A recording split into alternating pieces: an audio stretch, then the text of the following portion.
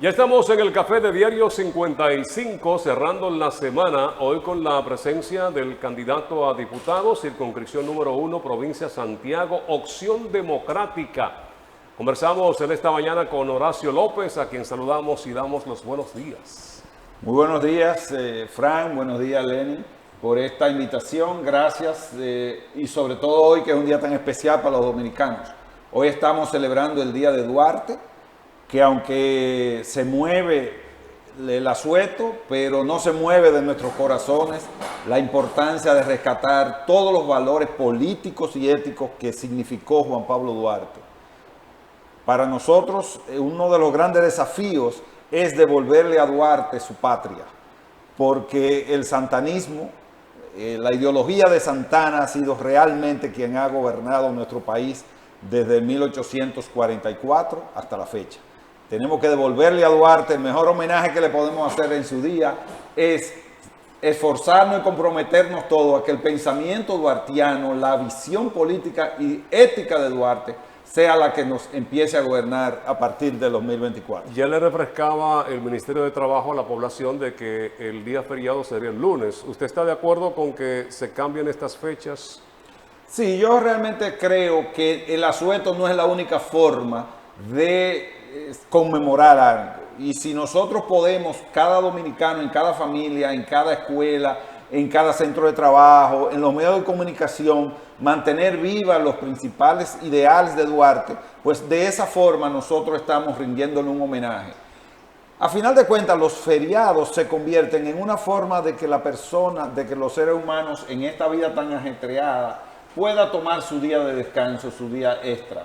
Entonces, yo creo que es una salida pragmática el que se puedan recoger los días alrededor del lunes más próximo al feriado o al día alusivo, pero en esencia lo importante es que mantengamos ese compromiso con el pensamiento duartiano. Debería, por lo que dice, usted comulga con la idea de que Santana no debe estar en el altar de la patria. Para nada, o sea, eso es una burla, y la principal burla de ese momento la hizo el mismo presidente Balaguer. ¿Por qué? Porque cuando Balaguer perdió las elecciones en el 78, él no lo hizo en el 66 cuando comienza, ni en el 70, ni en el 74. Él lo hizo en el momento de la transición, porque Balaguer tiene lenguajes muy crípticos que hay que descodificarlos. Y el que lee el discurso de Balaguer, cuando están entronizando a Pedro Santana en el Panteón Nacional, eso es una cosa que eso da risa, porque él lo describe como sanguinario. O sea, es un absurdo total que Pedro Santana esté ahí. Señores, Pedro Santana asesinó, mató, persiguió más héroes dominicanos que el gobierno haitiano. O sea, la camada completa de héroes que Pedro Santana ajustició superan por creces lo que el gobierno haitiano hizo. Entonces es un absurdo total la presencia de Pedro Santana en el Panteón Nacional. Sí, tendríamos patria sin Pedro Santana. Parece que era el único general que lograba echar a los haitianos del otro lado. No. Cuando nadie podía, había que buscar a Pedro Santana. La verdad es que está sobredimensionada su figura. Recuérdense que Pedro Santana toma el poder en el 1844-45 y hasta el 60, cuando Juan Pablo Duarte regresa durante algunos meses a apoyar la lucha restauradora y después que sale de nuevo al exilio, Juan Pablo Duarte es prácticamente exiliado no solo del país, sino su ideal. Entonces, ciertamente el santanismo escribió la historia de los primeros días, pero además nadie le reconoce, nadie le desconoce sus méritos militares. Que esté como un gran militar, que esté en el Panteón de las Fuerzas Armadas o en otro momento. Yo no entendería que lo lógico sería que lo mandáramos otra vez para el Ceibo, pero sí que no tuviera, o sea, ¿cómo puede estar Pedro Santana al lado de María Trinidad Sánchez? Al lado de Francisco Rosario Sánchez, o sea, lo que él asesinó. eso es un contrasentido. Es un tema que viene discutiéndose desde hace mucho tiempo y habría que tomar otros programas para debatirlo, Claro, ¿verdad? claro. Pero vamos a hablar de política y del trabajo que ha estado haciendo Horacio López en busca de ganar adeptos, de ganar ese voto para representarnos en el Congreso Nacional, en la Cámara Baja. Sí, yo estoy haciendo un esfuerzo de acompañar la campaña de la reivindicación de una estampa dominicana que es sin duda parte de nuestra dominicanidad, que es el mangú. Entonces el mangú con Horacio Diputado se ha convertido en mi estrategia de yo llegar a los sectores populares, a las comunidades, a los vecindarios y compartir una media hora, una hora con personas, comunicándome sus ideas, ellos describiendo sus necesidades y yo planteándole mi visión con respecto a cada uno de esos puntos. Así yo pude tener un encuentro fabuloso en la comunidad de Santa Lucía, una comunidad donde vive del vertedero de Rafey, donde hay más de 200 buzos de manera informal que trabajan en ese vertedero, igual como estuve en los solares de Ciruelito, una zona que ya se ha poblado, que se ha establecido una comunidad muy laboriosa, sin embargo que todavía no ha podido adecentar o diríamos legitimar todo lo que es el sistema de la posesión de la tierra ahí donde con ellos. Yo estuve de igual manera en Jacagua,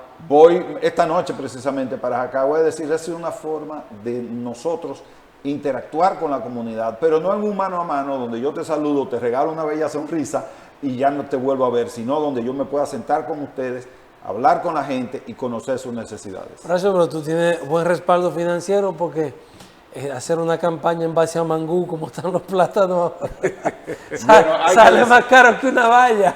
No, hay que decir que yo tengo un conuquito en Moca, sembrado de plátano, y mi finquita me está subsidiando eso. Estos 18 gallinitas, bueno, es lo más económico. Es con salami, con salami. Ah, es con salami, no, porque le huevo la proteína más barata y ahí por lo menos ya compensen algo lo económico. Pero mira, nosotros además estamos cada vez más inspirados porque tenemos la suerte de que Luis Abinader y el PRM nos están haciendo una campaña fabulosa. ¿Cómo así? Y gratuita y además con muy pocas intenciones. Ellos no quisieran que fuera así, pero el pueblo está viendo la necesidad imperiosa de que nosotros recuperamos ese concepto de Duarte, de que el poder legislativo es independiente del poder ejecutivo. Nosotros no podemos seguir reproduciendo esta horrible experiencia en el cual el presidente tiene el Congreso en un bolsillo y a veces usa el bolsillo para reforzar el poder sobre el Congreso. Para mí el ejemplo más impresionante que nosotros podemos ver en la democracia reciente lo tuvimos ahora con la ley del contrato de Aerodón.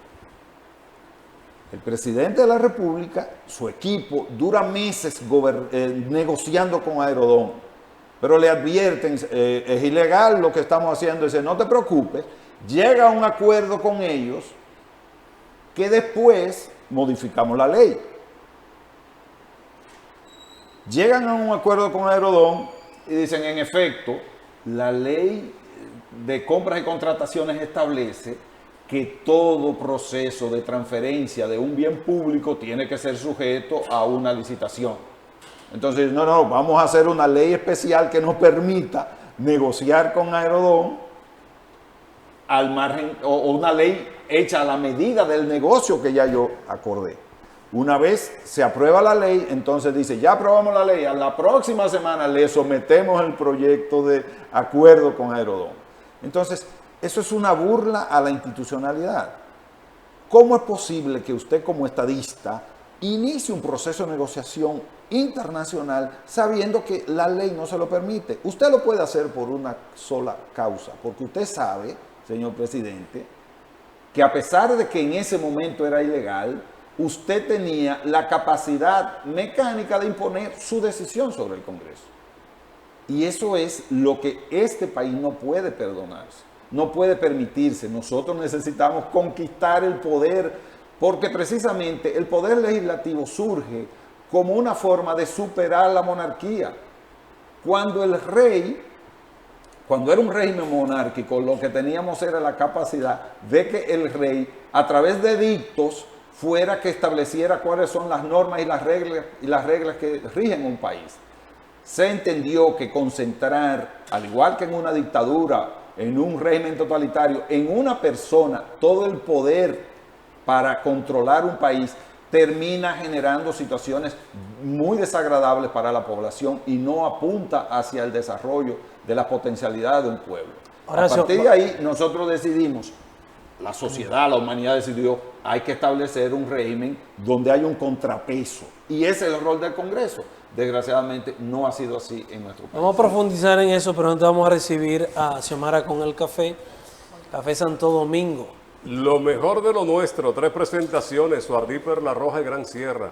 Cultivado, gracias Xiomara, cultivado desde Rancho Arriba, Cordillera Central y también en Barahona. Café Santo Domingo, lo mejor de lo nuestro. ¿No han sido estas situaciones evitando precisamente esa reforma fiscal que se está, hace tiempo planteando de que necesariamente tiene que llegar hasta ahí? Bueno, lo que pasa es que la reforma fiscal es el camino que se quiere evitar, porque la idea de reforma fiscal que tiene el gobierno es una reforma fiscal que cargue al pueblo. Y como una reforma fiscal terminará maltratando los bolsillos de la clase media y de los sectores populares, ellos quieren evitarlo. Claro, porque al final de cuentas el contrato con Aerodón es un préstamo disfrazado. O sea, ellos están usando ahora bajo su gestión los ingresos que estaría generando los aeropuertos, 6 aeropuertos dominicanos, hasta el 2060. Eso es absolutamente un préstamo, además un préstamo oneroso. Un contrato que se vence el 30, entonces lo están extendiendo 30 años más. Tenemos 5 años para hacer una licitación internacional, para poder asignar al mejor postor, a quien presente mejor propuesta, la administración de 6 aeropuertos. Entonces ellos lo adelantan de forma truculenta para usar los recursos que van a estar generando esos aeropuertos en 35 años en este periodo. Es decir, es una forma claramente de tomar un préstamo a futuro por debajo de la mesa. Y ciertamente eso es parte del desorden fiscal que nosotros tenemos. Señores, yo no sé si ustedes han reparado, quizás para este programa pudiera parecernos primicia, pero el gobierno dominicano tiene más de 200 mil millones de pesos en los bancos nacionales, en el Banco de Reservas. Por primera vez en la historia se está generando un excedente con el cual el gobierno dominicano no necesitaría tomar préstamos. Estamos tomando préstamos para ahorrar. Inaudito, no hay un solo economista bien ponderado que pueda explicar ese desatino. Con lo que el gobierno actualmente tiene en ahorros en el Banco de Reserva, podría perfectamente no tomar ni un solo centavo prestado para el próximo Nos año. quedaríamos sin reservas. No, porque las reservas internacionales es otra cosa. Es ahorro. Eso nunca se había visto en la República Dominicana. Esto, recuérdense que se denunció cuando llegó el gobierno recién tomado posesión nosotros como al mes se negociaron 700 millones de dólares, los cuales eran para hacerle frente al choque del COVID. En ese momento se entendió prudente, aunque no lo fuéramos a necesitar. De esos 700 millones de dólares que se tomaron en septiembre, hubo como 500 millones de dólares que no se utilizaron. Pero en ese momento se entendía como tener una reserva ante un shock económico que no habían exactamente las dimensiones de la profundidad que podía tener para la economía del país. Ahora, esa misma práctica se siguió en el 2021, en el 2022 y en el 2023. Tener dinero, pagar impuestos, el 25% del presupuesto nacional se gasta en pago de impuestos, en pago de intereses de la deuda. Y sin embargo, tenemos una deuda, un dinero ocioso en las arcas nacionales. Eso es la primera vez que sucede en los últimos 50, 60 años. O sea, eso es inédito en la historia dominicana. los genios de esta economía, de que manejan este Ministerio Económico, no le han podido explicar al país, ni ningún economista. Los grandes economistas dominicanos han estado preguntando a qué se debe y no hay una explicación que pueda ser convincente. Recientemente, 100 millones de dólares en préstamo para los programas de ayudas sociales. ¿Usted está de acuerdo con estas ayudas de que se mantenga? Hay quienes dicen que esto afianza más la campaña electoral del actual gobierno. La verdad que los programas de ayudas sociales en el mundo entero son parte del accionar del Estado. Ahora, el problema es que nosotros en República Dominicana hemos convertido el subsidio en la forma de combatir la pobreza. Más que promover empleos dignos, donde el empleado o la empleada reciba un salario que le permita vivir con dignidad, se mantienen salarios paupérrimos, incluyendo del municipio, incluyendo las alcaldías y del mismo gobierno. El salario mínimo del gobierno son 16,000 pesos. El salario de las alcaldías anda en 12 y 14,000 pesos. Entonces, ¿cómo se pretende que una familia viva con dignidad con salarios de esa naturaleza? Debe ser una responsabilidad del Estado crear empleos. Claro, no solo del Estado. O propiciar la generación de empleos, porque pareciera que el Estado no debería ser el principal empleador de un país. No, una cosa es el Estado como empleador, que ciertamente en todos los países el Estado tiene un rol importante dentro de todo lo que son los empleos, sobre todo por los servicios que brinda. O sea, aquí tenemos... los servidores públicos. Entre profesores, entre médicos, entre policías, o sea, ciertamente hay 200, 300,000 empleados que son empleados absolutamente indispensables. Y la burocracia dominicana necesita, lo que pasa es que tiene que ser funcional y tiene que ser operativa. Si tú vas a pedir una instalación de un servicio como Corazán, tú tienes que durar 3 y 4 meses para esperar que te lo hagan. O sea, y yo te hablo por experiencia propia. Entonces, ciertamente los empleos públicos se necesitan, pero no puede ser eso una forma de combatir el desempleo. El desempleo se combate a través de políticas públicas que promuevan la inversión. ¿Dónde está el gran desafío de República Dominicana? Que nosotros hemos estado atrayendo capital pirata que viene a nuestro país aprovechando la mano de obra barata y no aprovechando la capacidad de nuestra gente. República Dominicana, ya lo dijimos en la vez anterior que estábamos entrevistando por ustedes, es el país que el turismo más crece. Sin embargo, es el país que tiene los más bajos salarios del sector, de toda la región del Caribe en el sector turístico. Entonces, ¿de qué nos sirve a nosotros decir, estamos fomentando 4,000 millones de dólares de inversión extranjera el año pasado, pero los hoteles están cada vez haciendo más dinero, pero nuestra población que trabaja en los hoteles es la más mal paga de toda la región, con un salario de 16,000 pesos mensuales? Entonces, no podemos seguir incentivando el empleo a través de empleos baratos, porque de esa manera lo que hacemos es perpetuar pobreza. Y ahí viene la necesidad del Estado de distribuir tarjeta solidaridad, bono gas, que más que una ley generan la idea de que es un favor que tú tienes. Si uno ve en Estados Unidos todo el sistema de welfare, todo ese sistema, nadie asocia que eso yo se lo debo al presidente de turno. Es un derecho que tú tienes. Sin embargo, aquí, de la forma politiquera con que se ha distribuido, el que recibe una de esas tarjetas no entiende que tiene un derecho como ciudadano por las condiciones adversas en que vivió, sino que cree que es un favor político que termina pagándose muchas veces con votos al presidente de turno. Bueno, vámonos a publicidad, ya regresamos con este conversatorio. Horacio López está con nosotros, es candidato a diputado por Opción Democrática en la circunscripción número 1, provincia Santiago. Con él regresamos en breve.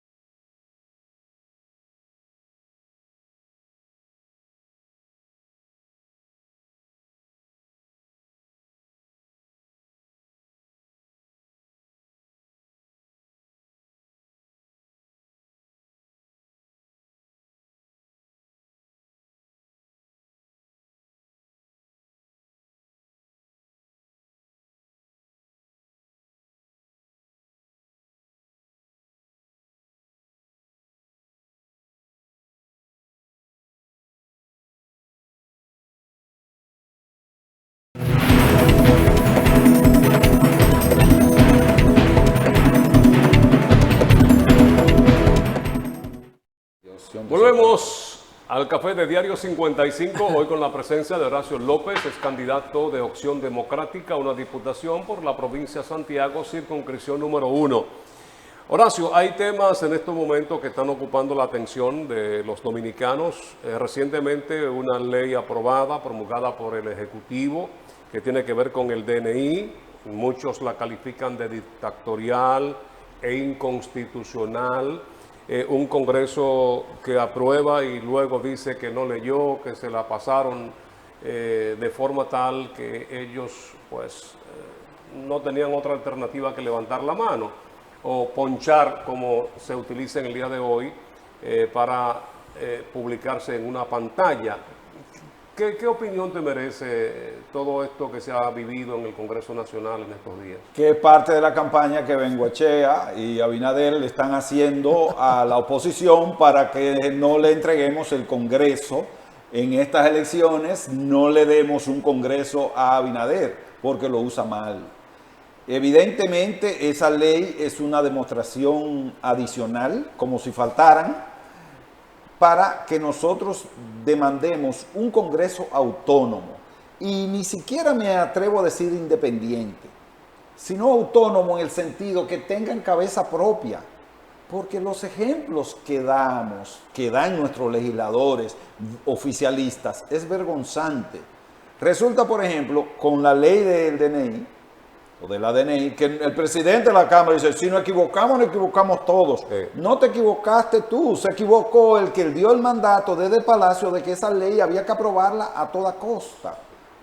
De que hubo reuniones un día antes o 2 días antes, coordinando entre los diferentes bancadas para que se impusiera esa ley. Entonces no es un error, es una visión. La sociedad, cuando reacciona, y ahí los medios han tenido un rol de primacía, es que advierten que es anticonstitucional y que va a ser derogada en el Constitucional ahora cuando se eleve en instancia al Tribunal Constitucional. Entonces, una cosa es un error y otra cosa es que tú diseñes una política con una intención de controlar todo, y eso te sea enrostrado, se sea evidenciado y termine quedándose una intención verdaderamente centralizadora, parte del legado santanista sobre el ejercicio de la política en República Dominicana. Es decir, eso lo que nos advierte a nosotros es la necesidad de que tengamos un Congreso autónomo. Aquella infeliz frase de un candidato en el 2016 que decía, quiero tener mi Congreso, debemos de evitar para toda la vida que en República Dominicana el Congreso se convierta en un sello gomígrafo. Porque además el mismo Poder Ejecutivo reconoce cuando se le develan sus errores que está caminando un camino falso. Por ejemplo, con la ley que se aprobó en la Cámara de Diputados para permitir al presidente que pudiera importar todos los bienes agropecuarios que quisiera sin necesidad de aranceles y sin necesidad de autorización de una ley especial, en el Congreso nuestro diputado José Horacio Rodríguez elevó la voz diciendo que eso no podía hacerse, que eso era pernicioso. Pues resulta que los demás legisladores del PRM lo atacaron, lo cuestionaron, que tú estás en contra del gobierno, tú estás politicando esto. Resulta que cuando llega el Senado, con FENAGRO, que es el brazo político del PRM en el sector agropecuario, se reúne con el presidente del Senado, le hace ver el tremendo error que eso supone, el impacto negativo que tendría para el sector agropecuario. Entonces el presidente manda a que se retire la ley. Pero todos los diputados del PRM que aprobaron esa ley en la Cámara de Diputados, entonces salen respaldando la buena iniciativa del presidente que retiró la ley. Ese nivel de inconsistencias te produce cuando tú tienes un Congreso que lo único que va es a levantar la mano por la orden que el presidente le salga.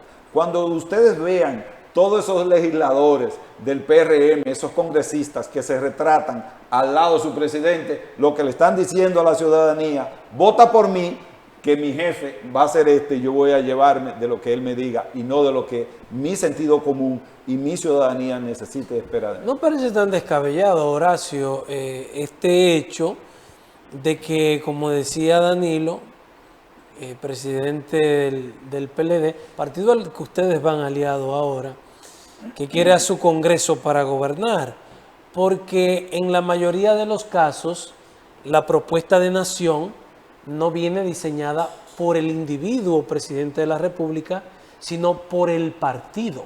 Es decir, cuando uno piensa en la candidata a la presidencia que lleva Opción Democrática, uno entiende que el plan de gobierno, que el plan de nación, no es un diseño de la señora Antares, sino de la organización política que se llama Opción Democrática, por lo que no luce tan descabellado que un presidente de la República de un partido quiera contar con el respaldo de los miembros de su partido en el Congreso para desarrollar su proyecto de nación. Eso fuera así cuando tuviéramos un partido con una visión de Estado que sea llevado al Poder Ejecutivo. Pero lo que nosotros tenemos es un presidente y unos asesores que son los que disponen qué es lo que se va a hacer en este país, de manera absolutamente sin planificar. Yo te puedo decir es que las grandes obras de este gobierno no estaban en el programa de gobierno. Cuando el presidente de la República toma posesión, él no habla de la reforma policial. El 16 de agosto de 2020, él no menciona la reforma policial. Cuando asesinan a los dos pastores en Villa Altagracia, se da cuenta de que, parece que se da cuenta, no sabía que la policía es una institución putrefacta, y entonces sale de inmediato a promover la reforma policial. Eso te dice que no hay un plan de gobierno. El muro de Haití no está previsto en el programa de gobierno de Luis Abinader.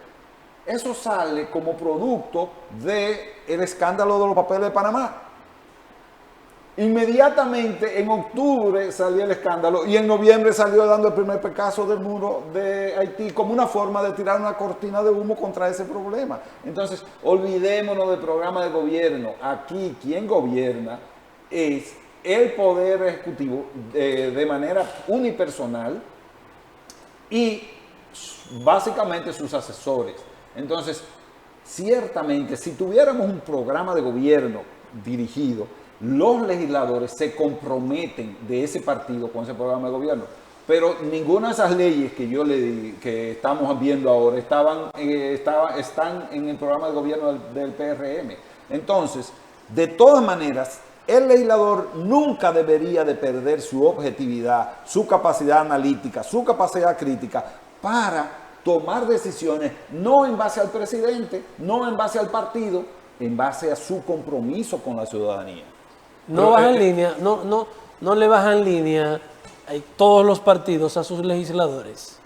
Bueno, yo no he estado en todos los partidos. Yo soy de la dirección política de Opción Democrática y en Opción Democrática hasta el día de hoy nunca hemos discutido una sola línea política que sirva de orientación para que José Horacio tome decisiones en el Congreso. Eso no quiere decir que su práctica no está avalada por una coincidencia de criterios con nosotros. Pero decir que esto es lo que hay que aprobar ahí, independientemente de que tú estés o no de acuerdo, eso nunca sería una práctica de nuestro partido. El bufete, la bancada, se reúne y analiza los proyectos de ley. Claro, los va a analizar a raíz de lo que nosotros llamamos la buena política o la mejor política, que sea eficiente, que redunde en beneficio de la ciudadanía. Pero es que cuando el gobierno dominicano, con mayoría en el Congreso, pero necesariamente tiene que contar con votos de la oposición para aprobar muchos proyectos de ley, y ahí están, o sea que no solamente es el oficialista, está también la oposición siendo partícipe de todo esto, Horacio. Sí, pero cuando tienen mayoría absoluta se imponen independientemente de la razonabilidad que se argumente. Los préstamos, por ejemplo, o sea, aquí se aprueban préstamos de una forma vergonzante a la carrera en contra del voto mayoritario de la oposición. Y hay que decir, si uno analiza probablemente la mayor práctica democrática que nosotros recordamos, se vivió en el país del 96 al 2000, en el cual la oposición tenía mayoría en el Congreso. Y se generó un proceso de negociación. La ley de reforma de la empresa pública fue pactada y negociada con el PRD en ese momento. Peña Gómez participó en ese proceso. Y muchos acuerdos, muchas leyes que se impulsaron de gran significación fueron fruto de esas negociaciones. No podemos permitir que el Congreso sea un sello gomígrafo irracional, acrítico y adocenado al Poder Ejecutivo. Eso empobrece la democracia. Porque si es así, ahorrémonos lo del Congreso y asumamos de nuevo un régimen monárquico que puede ser más funcional para algunos intereses. Fue un llamado antidemocrático a propósito de esto, la decisión del doctor José Francisco Peña Gómez con aquella famosa disposición o llamado de la jaula de oro, la que se llama de oro. Ley de oro, sí, la regla de oro. La regla de oro, que era que se eligiera el presidente del Consejo Edilicio del mismo partido del alcalde de esa comunidad. Obviamente, eso es del tipo de arreglos que nosotros estamos acostumbrados en la política vernácula. Que no haya un como balance. Aquel del 2 años tú y 2 años yo, cuestiones aberrantes que se han dado en nuestro país. Tú no le puedes imponer a un consejo edilicio en Jimaní que antes de que se den las elecciones ya se sabe quién va a ser el presidente de ese consejo. No, eso tiene que ser el libre juego democrático en cada uno de los consejos edilicios. O sea, esa ley son de los bajaderos, ese acuerdo que se llegó del famoso regla de oro, fue de los bajaderos que nosotros buscamos para solucionar las debilidades que tenemos como sistema democrático. Pero ciertamente eso es un pragmatismo que cercena lo que son los principios democráticos e institucionales, de los cuales nosotros nunca estaremos a favor. ¿Y no pasaría lo mismo con el caso de la presidencia? ¿No se generaría una posibilidad de ingobernanza si la oposición es la que tiene que aprobar casi todo lo que puede hacer el presidente? Pero es que ese es el mandato de la Constitución. No, o sea, no dice que tiene que ser de oposición. No, pero dice el poder que legislativo independiente, pero no opositor. Independiente significa que no va a reproducir de forma ciega y acrítica lo que le llega desde el Poder Ejecutivo. Aquí podemos decir, y ciertamente el sistema político dominicano tiene grandes precariedades, pero no podemos hablar de irracionalidad. Aquí no podemos hablar de que nuestro Congreso tenga una oposición radical frente al Poder Ejecutivo. Nunca ha sido así y no debemos de tenerle miedo a eso, porque aquí los extremismos no tienen cabida en nuestro sistema democrático. Lo que pasa es que no podemos sentirnos avasallados, tenemos que ser fruto de un proceso dialogante. Aquí debemos de empezar a jugar la negociación que en Estados Unidos se ve, la negociación sana, en el cual yo te diga, mira, a mí me interesa apoyar esta ley. Si tú me apoyas esta ley, yo te puedo apoyar aquella y discutamos cuáles puntos nocivos tienen cada una de ellas para que entre todos empujamos una agenda común. A eso es lo que nosotros apostamos, a eso creemos. Pero claro, tú tienes que tener un Congreso para eso, que tenga autonomía, que tenga capacidad, que tenga buena voluntad y que tenga compromiso con la democracia, no compromiso con el Poder Ejecutivo, que te permite muchas veces un uso discrecional de los recursos del mismo Congreso, porque el Congreso comete dilapidación de recursos. El Congreso, ningún congresista está para hacer obras sociales. Sin embargo, el Poder Ejecutivo se hace la vista gorda para tener a los congresistas contentos, a los congresistas de su propio partido. Bueno, vamos al último corte y ya regresamos con Horacio López para que hablemos de propuestas. Claro. Muy bien, Horacio López es candidato de Opción Democrática, está con nosotros en el café de Diario 55, es candidato a diputado, circunscripción 1, provincia de Santiago. Volvemos.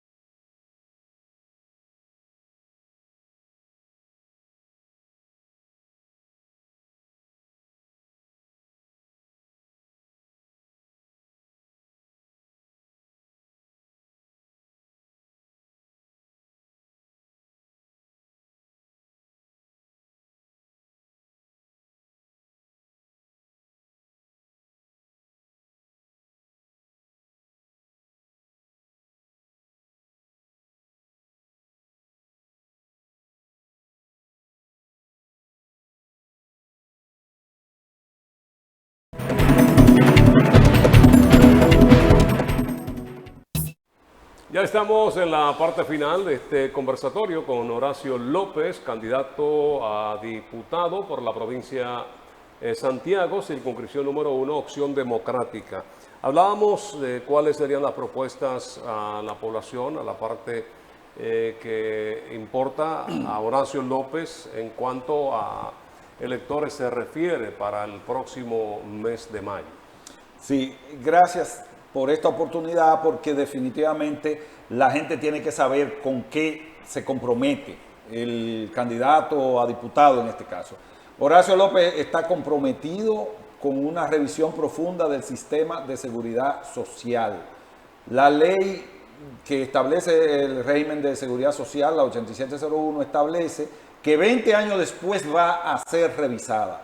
Y a veces la gente, cuando le hablan de seguridad social, como que es un término que todavía no le resulta muy familiar. Nos referimos a la ley que regula el seguro de salud privado de las ARS, el seguro de pensiones de la AFP, el seguro del riesgo laboral y un seguro que nunca se implementó porque es un seguro que no da dinero para el empresariado y para los inversionistas, que es el seguro al desempleo. Ese seguro aquí nunca se ha implementado y algún día debe de implementarse. Sabemos que los países que protegen a su ciudadanía establecen que cuando usted queda desempleado, durante un tiempo se le provee unos recursos que le garanticen que usted no quede en la inopia total, sino que usted pueda sobrevivir hasta que se recoloca. Eso puede entrar en convivencia con la cesantía. Porque ahí es por donde ha venido el escollo del empresariado, que dicen, bueno, si vamos a pagar este seguro de desempleo por 6 meses, 1 año, lo que fuera, entonces no me obliguen a pagar una cesantía. Ciertamente, la cesantía surge en el Código Trujillo de Trabajo como un mecanismo de tratar de suplir eso. Pero el problema de la cesantía es que dentro de un sistema más global debería de suprimirse siempre y cuando sea una revisión completa, porque lo que se quiere es eliminar las cesantías a secas y no garantizar un seguro de desempleo, que es el componente que sustituye ese mecanismo. Además de que los derechos adquiridos son irrevocables, o sea, ya si una persona tiene 15 años, 20 años trabajando en una empresa, ya es un derecho adquirido, entonces cualquier cosa que se haga debe de ser modificado al porvenir, a los nuevos empleados y empleadas. Entonces, el seguro de salud, por ejemplo, debe de tener una revisión profunda, porque, oh sorpresa, hoy en día descubrimos que hay elementos del seguro subsidiado de SENASA que protegen mejor a los que tienen otras aseguradoras. Entonces, aquí tenemos inconsistencias en que la mayoría de los que tienen el seguro complementario ahora le subieron hasta un tope de 12,000 pesos como gastos médicos. Pero ¿en qué país del mundo tú tienes un techo para enfermarte? O sea, yo no escojo las enfermedades, yo como ciudadano, y el Estado tiene la obligación constitucional de proveer, de garantizar mi derecho a la salud. Entonces no me pueden poner un límite a que si yo me enfermo de una enfermedad que requiera más de 12,000 pesos al año, pues yo me quede sencillamente desahuciado. Yo todos los días me transporto desde donde vivo, en los Llanos de Gurabo, hasta mi lugar de trabajo, atravieso toda la circunscripción 1 y siempre me encuentro en los puntos de carreteras personas pidiendo para que le ayuden a operar a un niño enfermo o para que puedan cubrir una enfermedad terminal o para cualquier otro tipo de cosas. ¿Cómo es posible que nosotros, que nos preciamos de ser la 6ª economía más desarrollada, más grande de América Latina, que nos preciamos de ser el país que más ha crecido en los últimos 50 años, tenemos un sistema de salud tan miserable y tan precario? Eso necesita de una profunda revisión, igual que el sistema de seguros, el sistema de pensiones en la República Dominicana. Y eso lo manda la ley, porque nosotros tenemos un poder ejecutivo que, como no tiene un Congreso que lo interpela, como no tiene un Congreso que le exige, como no tiene un Congreso que lo vigila, sencillamente no se preocupa por el cumplimiento de la ley. La ley establece que establecía que en el 2021 debiera de revisarse, sacando todas las enseñanzas que nos ha dejado, todas las cosas positivas y superando las grandes fallas que tiene. Entonces, uno de mis temas con los cuales me siento comprometido es a revisar la ley sobre salud para tratar de incluir en esa ley de seguridad social también incentivo a la salud preventiva. Nosotros tenemos que masificar todo lo que son las prácticas de mejora que garantizan una mejor calidad de vida y mejor salud para la gente. Igual compromiso tengo con el tema de revisar la ley de salarios. Nuestro partido ha asumido ya eso como una decisión partidaria, que nosotros vamos a promover una revisión de lo que es la ley, el Código Laboral y de manera específica la ley de lo que refiere al salario mínimo. Nosotros tenemos más de 10 salarios mínimos en República Dominicana, cuando resulta que el salario, no importa dónde tú trabajes, cuando tú vas al colmado no te preguntan dónde tú trabajas para decir cómo cuesta una lata de leche. Cuando tú te montas en un concho, no te dicen dónde tú trabajas para cobrarte los 30 pesos que cuesta el concho. Entonces, necesitamos que el salario mínimo esté establecido en función de regiones, como es en la mayoría de los países, y no en función de empresas, porque el salario mínimo es el compromiso que tiene el Estado de garantizar unos ingresos dignos para los ciudadanos. Gracias, Horacio, por acompañarnos en esta mañana. Ya tendremos oportunidad de conversar una vez más. Nos faltan meses para las elecciones congresuales y presidenciales que serán en mayo. A ustedes, gracias por acompañarnos. Horacio López, candidato a diputado, circunscripción 1, Partido Acción Democrática. En nombre de Lenis Tejada Betancourt, Adalberto de León, en la producción general, Frank Rodríguez y todos los que conformamos las mañanas del 55, agradecemos como siempre su sintonía. Recuerden, esta noche a las 7 elecciones 2024.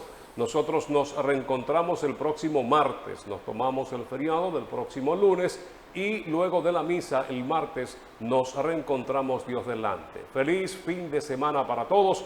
Recuerde, la bandera hoy debe estar luciéndose frente a la casa, día en que recordamos y celebramos el nacimiento, el natalicio, la vida de Juan Pablo Duarte y Díaz.